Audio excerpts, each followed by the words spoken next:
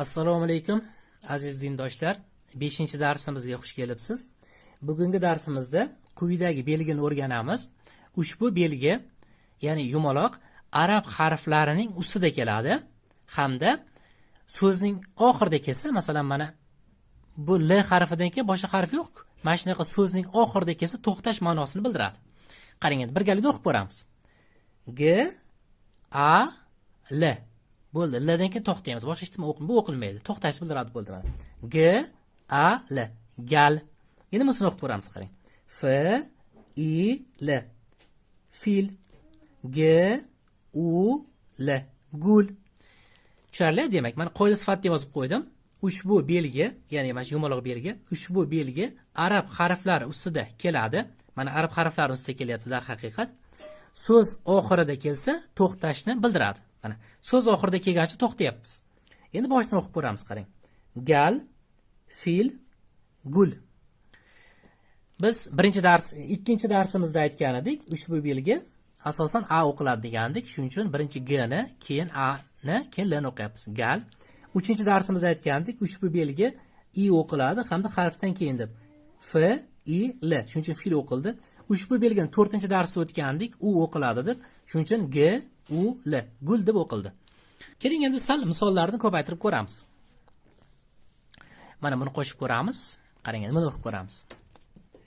Xo'p, bunda quyidagida yozilgan T A L A B. Talab.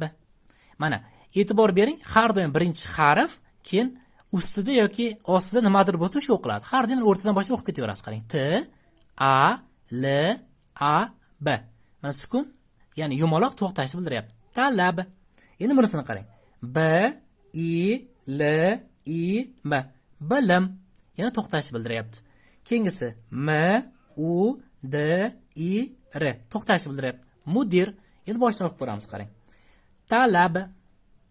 Bilim. Mudir. Tushunarli mana? Birinchi harfni o'qiysiz, keyin tepa pastini madrosa o'qib ketaverasiz. T A L A B. Talab. To'xtashni bildiryapti.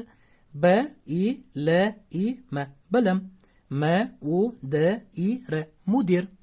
Xo'p, endi sizga buni tushungan bo'lsangiz bitta test beraman. Shuni yechib ko'rasiz. Test qanday o'qiladi degan yana shart ostida quyidagi so'zni yozdim mana. Buni o'qib ko'rasiz. Hozir tushuntirdim qanday o'qishni. Shuni o'qiysiz. Bu yerda javoblar. Bir A javob malak, B javob malik, S javob malaka deb o'qiladi, D javob miluk deb o'qiladi. Endi tarjima chiqmasa ham shuni yozib qo'ydim. Testimiz shundan iborat. Javobingizni video ostida yozib qoldirasiz. Uyga vazifaga shu hozirgi o'tilgan leksiyani yaxshilab ko'chirib olasiz. Bunisini hamda ikkinchi qismini ham ko'chirib olasiz. Ikkita varoda o'tdik bu safar. Buni ko'chirib bo'lganingizdan keyin ushbu testni yechib ko'rasiz. Mana bugun bergan testimiz hamda javobini video ostida qoldirasiz. Bugungi darsimiz shu joyda o'z nihoyasiga yetadi. Keyingi darsimiz 19-iyun sanasida 21:00 da bo'ladi. Agarda siz boshqa ijtimoiy tarmoqlarda bo'lsangiz, Telegram yoki YouTube kanalimizga ulana olishingizni tavsiya qilamiz. Chunki Telegram va YouTube kanallarimizga hozirgacha o'tgan mavzularimiz asosida testlar qo'yib boramiz. Shu testlarni yechish orqali siz yana bilimingizni mustahkamlab borish imkoniyatiga ega bo'lasiz.